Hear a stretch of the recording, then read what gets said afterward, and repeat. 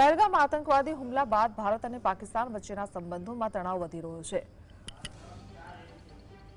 બંને દેશો એકબીજા વિરુદ્ધ અનેક જાહેરાતો કરી રહ્યા છે। પહેલગામ આતંકવાદી હુમલા બાદ ભારતની કાર્યવાહીથી પાકિસ્તાન બોખલાઈ ગયું છે।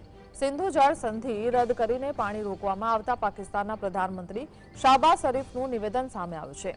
ભારત દ્વારા સિંધુ જળ સંધિ સમાપ્ત કરવાની જાહેરાત એક મોટો નિર્ણય છે, જેના કારણે પાકિસ્તાન અકળાયું છે।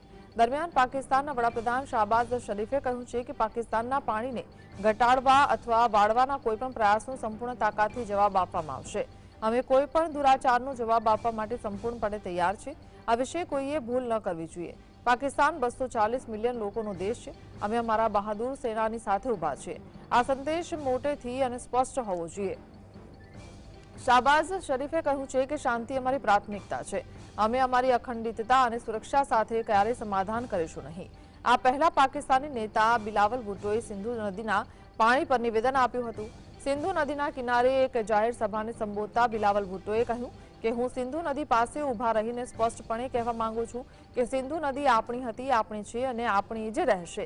કાં તો આપણું પાણી આ નદીમાંથી વહેશે અથવા જે આપણો હિસ્સો છીનવી લેવા માંગે છે તેનું લોહી આ નદીમાં વહેશે।